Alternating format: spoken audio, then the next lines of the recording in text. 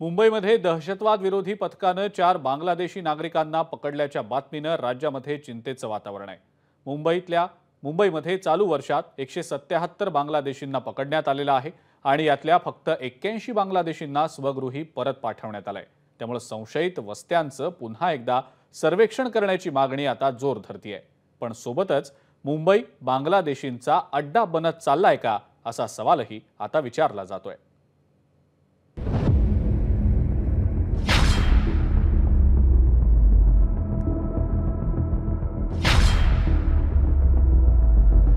लोकसभा निवडणुकीत मुंबईतल्या उत्तर पश्चिम मतदारसंघात 2 बांगलादेशींनी मतदान केल्याचं समोर आल्यानंतर एकच खळबळ उडाली होती।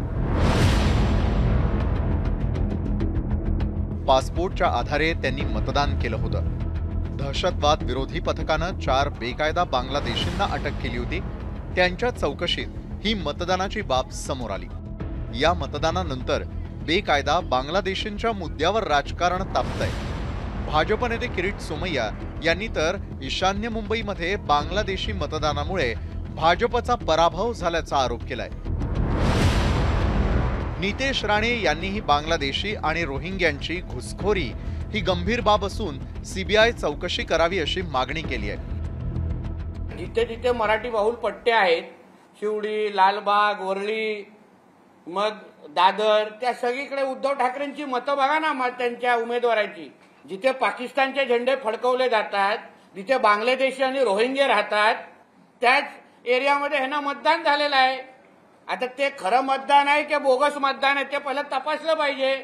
कारण काही बांगलादेशी लोकांनी पण येऊन मानपूर, शिवाजीनगरमध्ये मतदान केलं अशी माहिती आली आहे आणि ते आता उद्धव ठाकरेचा वोट बँक झालेला आहे। म्हणून कुठे ना कुठेतरी ह्याला टाच आणली पाहिजे का थांबवलं पाहिजे अशा भूमिकेचे आम्ही लोक आहोत। मुंबादेवी मातेच्या चरणात आता वोट जिहाद पोचलाय।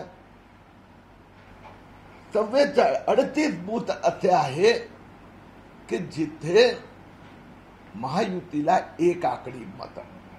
बूथ नंबर 191 मध्ये महायुतीला 1, उद्धव ठाकरे सेनेला 311।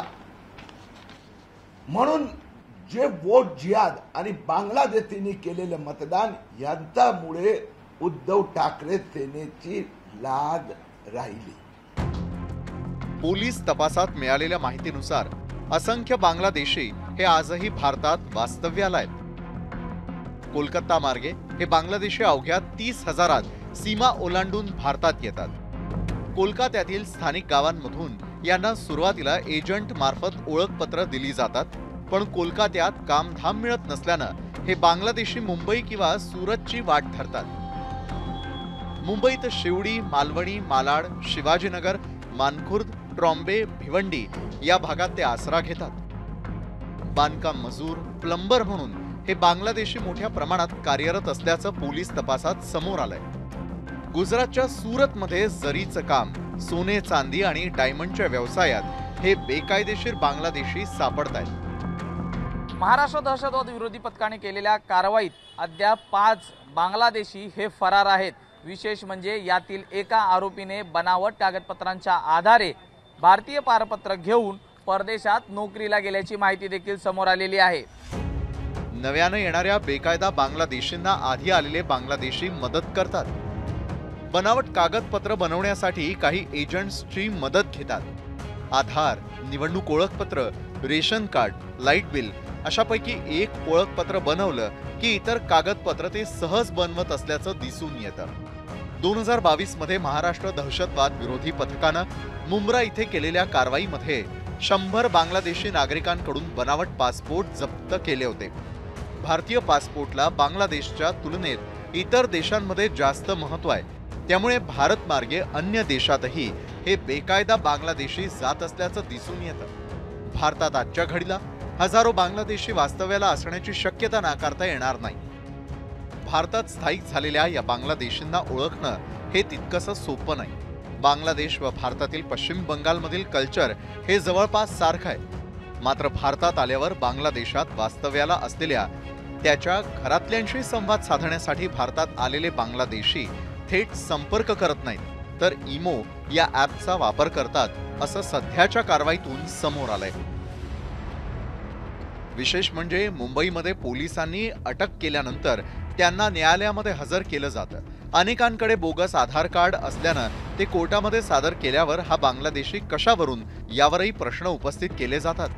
न्यायालयात जामिनावर सुटका होते, त्यामुळे खटला सुरू असेपर्यंत न्यायालयाच्या अटींचं पालन करत हे बेकायदा बांगलादेशी मुंबईमध्ये मुक्तपणे वावरत असतात, कारण मुंबईमध्ये विनापरवाना वास्तव्य करणाऱ्या परदेशी नागरिकांना ठेवण्यासाठी डिटेन्शन सेंटर नाहीयेत।